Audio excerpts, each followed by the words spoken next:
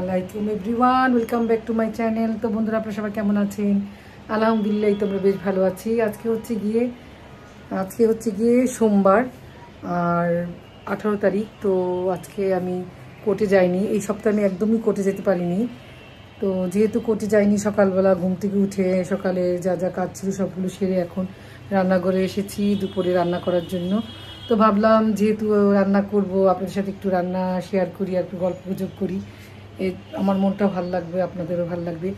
তো এখন আমি একটু জলপাইয়ের আচার করব। বেশ কিছুদিন আগে কিছু জলপাই কিনে আমি সিদ্ধ করে ফ্রিজে রেখে দিয়েছিলাম, আর আজকে কিছুটা নতুন করে সিদ্ধ করে নিয়েছি। তো আজকে আস্ত জলপাইয়ের আচার করব না, জলপাইটাকে একটু সিদ্ধ করে ভেঙে নিয়েছি, তারপর আমি এটাকে আচার করব। তো আমি আপনাকে দেখিয়ে দিচ্ছি কিভাবে আমি করব, ব্যাক ক্যামেরাতে দেখিয়ে দিচ্ছি।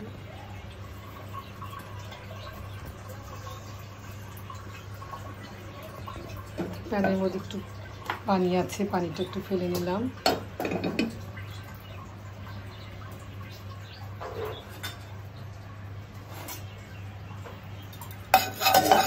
এখানে আমি তেল নিয়ে নিয়েছি 250 গ্রামের উপরে, লাগলে আবার একটু খানিকটা দিব আমি এখানে। আর যে কোনো আচার সরিষার তেল দিয়ে খুব ভালো হয়, আর সরিষার তেলটা ঝাঁজটা খুব ভালো। এটা ঘানি ভাঙানো সরিষার তেল আমাদের এক পরিচিত ঘানি আছে, সেখান থেকে ভাঙিয়ে নিয়ে এসেছি। তো আমি রান্নাতেও সরিষার তেল ব্যবহার করি, আর আচার টাচার বানানোর সময় তো অবশ্যই ব্যবহার করি সরিষার তেলটাই।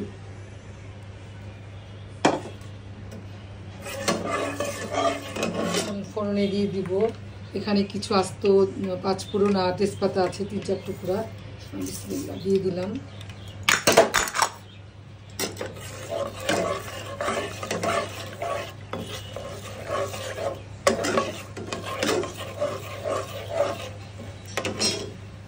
এখানে থেতো করা রসুন দিয়ে দিচ্ছি, এই যে।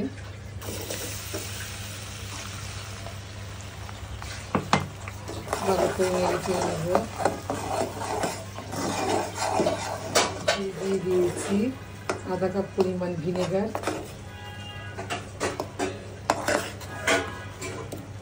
এখন সবগুলো উপকরণ একসাথে মিশিয়ে ভালো করে কষিয়ে নেব।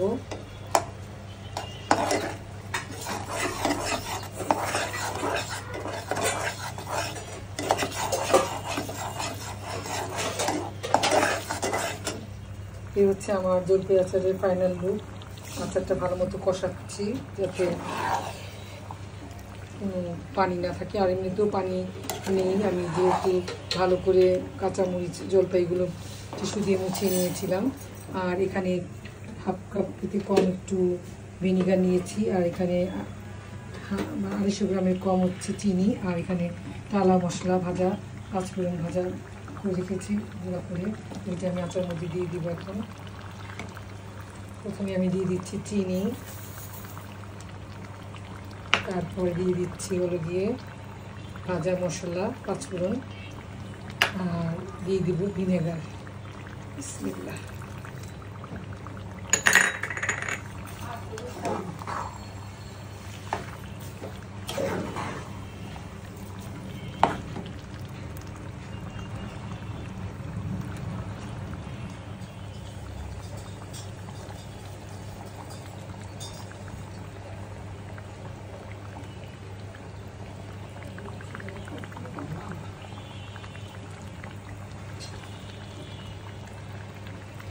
এই তো আমার ঝটপট চটজলদি জলপাই আচার রেডি হয়ে গেছে। তো এটা আমি ঠান্ডা হলে পরে একটা কাচের বয়ামে রেখে দিব।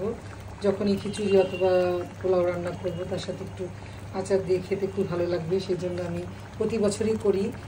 আর আচার দিয়ে ভাত খেতে, খিচুড়ি খেতে সবচেয়ে বেশি পছন্দ করে অদ্রির বাবা, এই জন্যই আমি করি এই আচারটা, যাতে আমরা সবাই খাই। বেশি পছন্দ করে আর কি আমার সাহেব।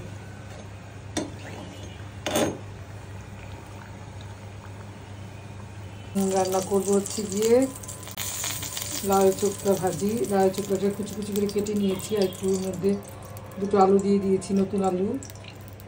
তো ফোড়নে একটু কালো জিরে দিব,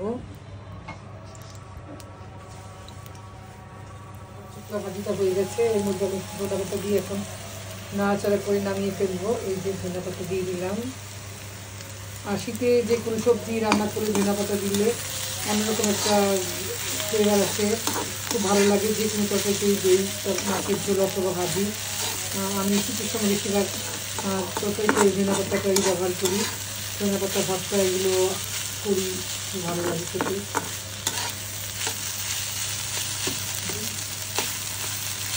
কালো জিরে দিয়ে করেছি, পেঁয়াজ আর কালো জিরে দিয়ে খেতে খুব ভালো লাগে। আমি এভাবেই করি।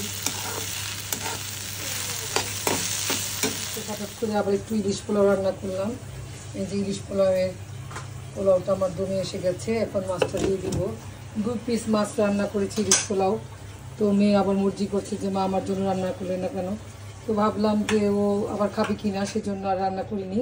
বলছি যে আগামীকাল আবার তোমাকে রান্না করে দিব। যে এই ইলিশ পোলাও আমার ভাইয়ের মেয়ে আশামণি খেতে চেয়েছে, এর জন্য তাড়াহুড়ো করে ফ্রিজ থেকে বের করে রান্না করলাম। তো আর করবো হচ্ছে গিয়ে কাচকি মাছের পাকোড়া। আর এটাকে আমি প্রসেসিং করে রেখেছি। আর দিবা বাসলে এটা ভেজে দেবো গরম গরম, তো খাবে। এই হচ্ছে আজকে আমার সারাদিনের কাজকর্ম। আর 3টা সাড়ে 3টার দিকে একটু নিউ মার্কেট যাব, কিছু কেনাকাটা আছে। যেহেতু আগামী সপ্তাহে আমি দার্জিলিং যাচ্ছি আনানকে আনতে, কিছু কেনাকাটা করতে হবে। এখান থেকে কেনাকাটা করে নিয়ে যাব, সে কারণে আমার একটু যেতে হবে। আর যেহেতু শীত পড়ে গেছে, টুকটাক শীতের কাপড় নিতে হবে।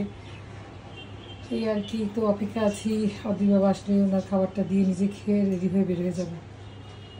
বাজে 3টে বাজে 5 মিনিট বাকি। তো অ্যাডভোকেট সাহেব বাসায় চলে এসেছে। তো যে রান্নাগুলো করেছি আপনাদের একটু দেখিয়ে দিচ্ছি। এটা হচ্ছে গিয়ে শোল মাছ দিয়ে মুলো দিয়ে রান্না করেছি। আর এটা হচ্ছে কাচকি মাছের পাকোড়া। এটা হচ্ছে গিয়ে লাউয়ের চুকলা দিয়ে আলুর ভাজি করেছি একটা। আর টাকি মাছের ভর্তা। আর এখানে আমাদের এক ভাবি, অ্যাপার্টমেন্টের এক ভাবি, মন্টু ভাইয়ের বউ, ওই মাছের 2 পেজি পাঠিয়েছে। তো খাচ্ছে এখন। এটা কি? এটা হচ্ছে শোল মাছ দিয়ে মুলা দিয়ে রান্না করেছি। তোমার ইলিশ পোলাওটা আশামণির জন্য রান্না করেছি। তো এখন দেখিয়েছি, আর ফাইনাল লুকটা দেখিয়ে দিচ্ছি। এই যে রুগীর জন্য ইলিশ পোলাও, আর সঙ্গে একটা কাচকি মাছের পাকোড়া দিয়ে দিলাম। তো এখন নিয়ে যাবে। তো বন্ধুরা, আমার এই ভিডিওটি যদি আপনাদের কাছে ভালো লেগে থাকে তাহলে অবশ্যই আমার চ্যানেলটাকে লাইক, শেয়ার, কমেন্টস এবং সাবস্ক্রাইব করতে ভুলবেন না। বাই বাই, আল্লাহ হাফেজ।